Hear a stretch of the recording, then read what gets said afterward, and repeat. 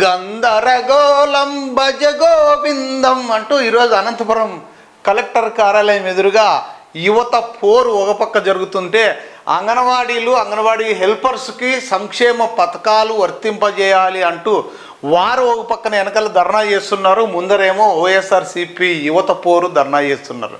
ఇక్కడ ఎట్లుందంటే ఇద్దరి మధ్య వాళ్ళు మాట్లాడేది వీళ్ళకి వినిపిస్తున్నాయి, వీళ్ళు మాట్లాడేది వాళ్ళకి వినిపిస్తుంది. లౌడ్ స్పీకర్స్ పెట్టారు, గజిబిజి గందరగోళంగా ఉంది. ఒకసారి వినిపిస్తావు సార్, మీరే చూడండి. ఆ తర్వాత ఇంకా కొంతమంది మధ్యలో అనంత వెంకటరామరెడ్డి సార్ మాట్లాడి యో అరసద్దండి అంటే, సార్ మేము కాదు సార్ వెనకలో అరస అంటే మమ్మల్ని ఏం చేయమంటావు అని పక్కన కామెంట్లు వినిపిస్తున్నాయి. ఇది యువత పోరు కాదు, ఇది ముసలి పోరు ఉన్నట్లుంది అని కొంతమంది కామెంట్లు అక్కడక్కడ అనుకుంటారు. ఎందుకంటే యూత్ను అందరినీ కింద కూర్చోబెట్టినారు, ముసలోళ్ళంతా స్టేజ్ ఎక్కినారంట. ప్రతిసారి మీరే మాట్లాడితే మాకు కూడా అవకాశం రావాలి కదా సార్, పేరేమో యువత అని పెడితే ఆ ముస్లిం ముత్తకాంత ఏమో మాట్లాడితే ఇది యువత పోరు కాదు, ఇది ముసలి పోరు అంటున్నారు. మరి అది మరి నాకైతే తెలియదు.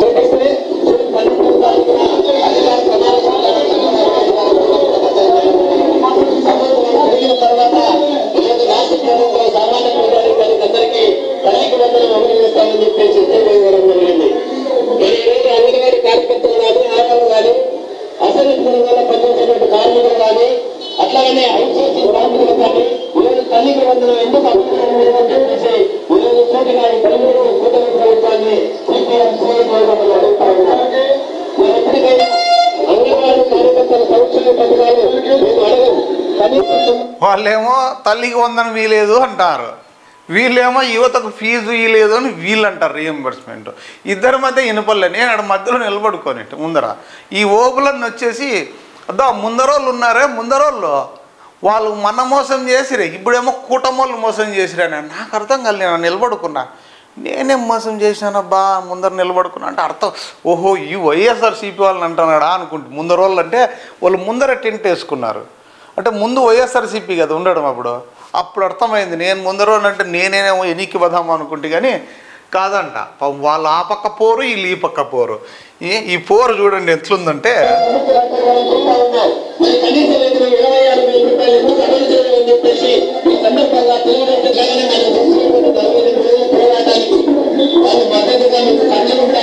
ఇది అంగన్వాడీలో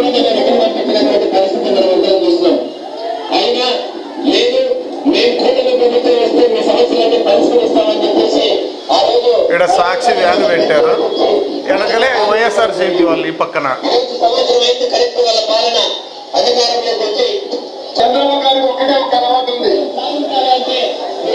ఏదైనా ఒక విషయం హామీలు ఇచ్చిన తర్వాత ప్రజలకు మధ్య పడుకుంటుందని చెప్పి. కాబట్టి ఈరోజు పచ్చపిచ్చ పార్టీగా మా బాధ్యతగా యువత అంతా కూడా ముందుకొచ్చి మీరు పెట్టే కేసులకు కానీ వీటికి కానీ భయపడకుండా మా నోరు చెప్తాం.